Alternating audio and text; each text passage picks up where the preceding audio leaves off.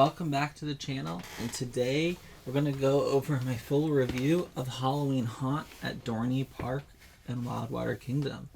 In 2025, Dorney Park's Halloween Haunt lands solidly in the middle of the list, competing with other major events like Halloween Horror Nights, Hersheypark Dark Nights, and the legendary haunts such as Headless, Horseman, Haunt, and Hayrides.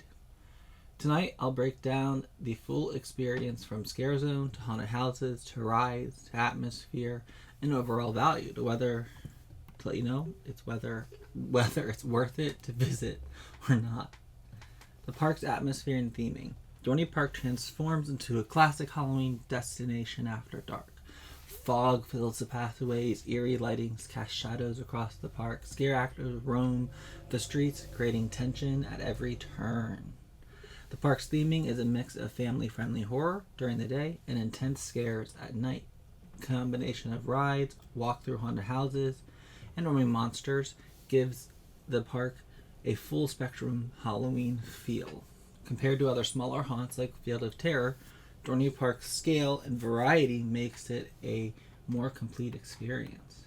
The haunted houses. The haunted houses are the heart of the Halloween haunt experience at Dorney Park.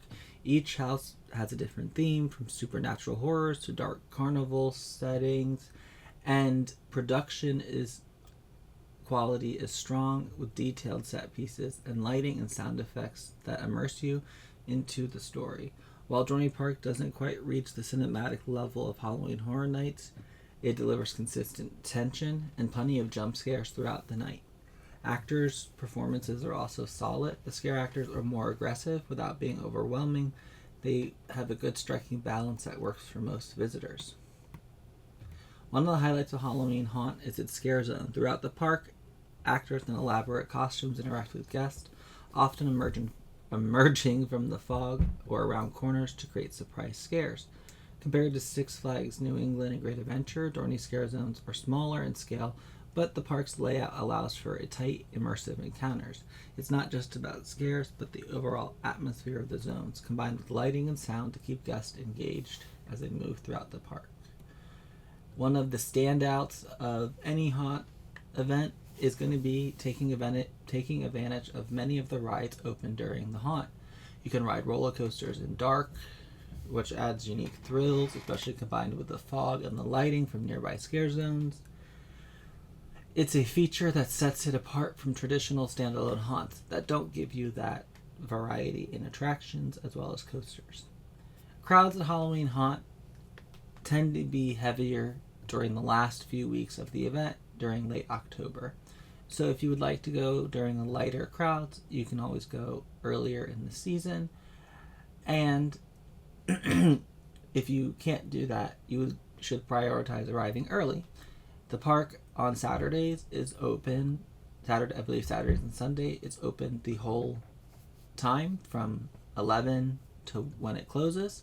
So you can get there whenever and start doing, the rides and things if you don't care about doing those specifically at night, and then you can focus on the haunts as they open. Compared to larger events like Halloween Horror Nights, Dorney offers a more manageable experiences with shorter wait times.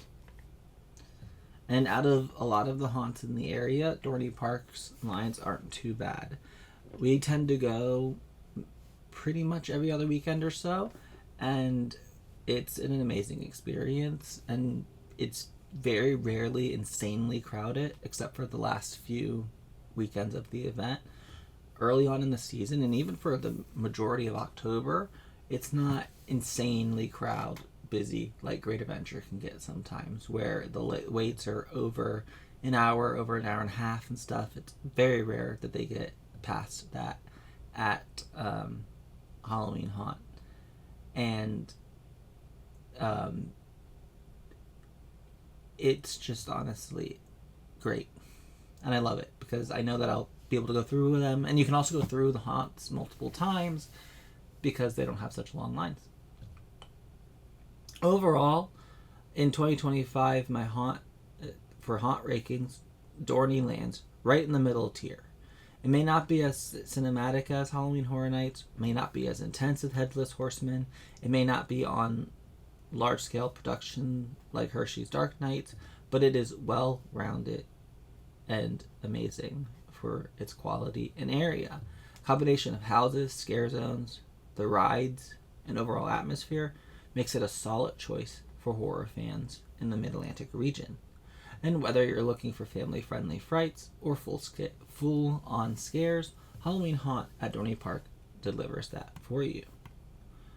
Overall, Halloween Haunt is a great option for those looking to have a complete theme park haunt experience. It balances scares, rides, and the atmosphere. It's approachable for first-time haunt goers because it's not too intense, but it still offers enough intensity to satisfy regular haunt fans like me. In my opinion, it's worth a visit, especially if you're exploring the other East Coast haunts alongside Six Flags, Busch Gardens, or Hersheypark. Thanks for watching this review, and if you visited Dorney Park's Halloween Haunt, please let me know your favorite house and or scare zone, and make sure to like and subscribe for more haunt reviews in 2025. Thank you so much.